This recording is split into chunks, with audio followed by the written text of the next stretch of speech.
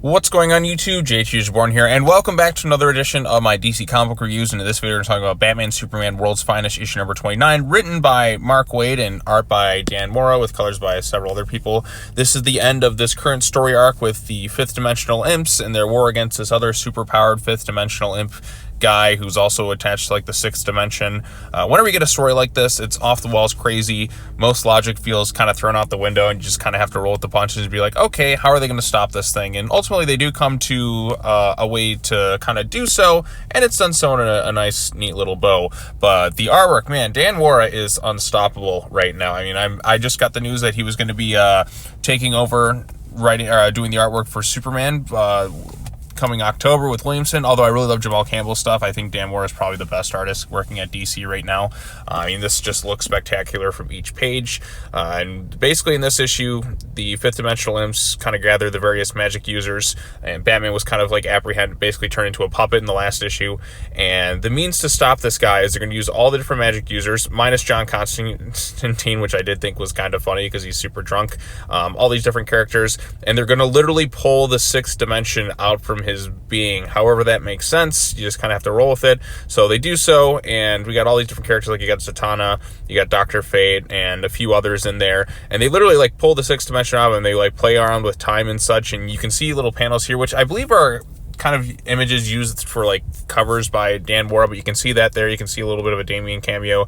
You can see others kind of mixed in with those strands of time or whatnot, because everything's there in the sixth dimension. And then Batman ultimately kind of makes this sacrifice to kind of stop him, and he's seemingly kind of gone, but then he kind of comes back, and Batman actually starts to laugh when he sees him because he's got the cute curly Q like Superman.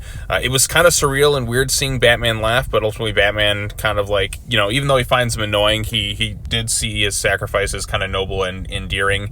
And there's some nice little bits right there, but Batman always make sure that he's going to honor him in the future or whatnot, and you kind of have this little wink moment. But yeah, I did enjoy this little story arc. I think, like I said, Dan Mora's artwork is really what kind of carries it through more than anything. I mean, the story is, you know, the characters are on point for the most part, and it's fun, it's exciting.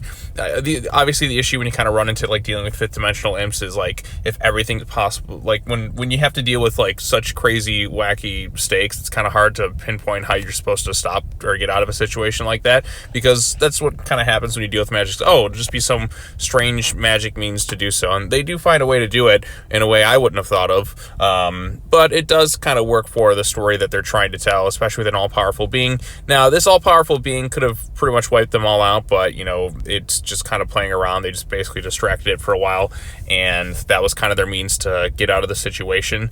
But I think this was a pretty entertaining story arc. I mean, there hasn't been one bad issue of Batman Superman World's Finest, and I just really enjoy the series. I don't know what's going to happen to the series come October, because I know Waid is and Mora are basically working on, they're still working on this. I don't know if he's leaving this book. I know he's going to be working on Action Comics post Absolute Power, but after that, I'm not exactly sure what's going to happen. I know DC's doing a huge creative overhaul. I mean, we just found out Philip Kennedy Johnson is going to be taking over Batman and Robin, which I think is a great choice. I know one of my choices was him or like Jeremy Adams, but having it be Philip Kennedy Johnson, I think, is a really good choice. I mean, the Superman World War saga is most excellent, and I'm excited to see what he brings to that thing. But talking about this book, I did like it, and if you're not reading World's Finest, you want a consistently good book at DC, this is the one to check out. So yep, those are my quick thoughts on it. Don't have really much else to say about it. It just kind of, it's kind of hard sometimes to explain some of the wackiness of the fifth dimensional imp stuff. I mean, I always kind of like when they show up in that,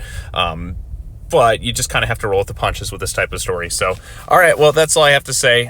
Post your comments down below. Be sure to like this video, share it with your friends, subscribe to the channel for more content, hit that bell for notifications, all the other fun stuff. I got one more DC comic review I want to kind of get out today, and then we'll be good for the week. So, yeah, all right, peace out, everyone.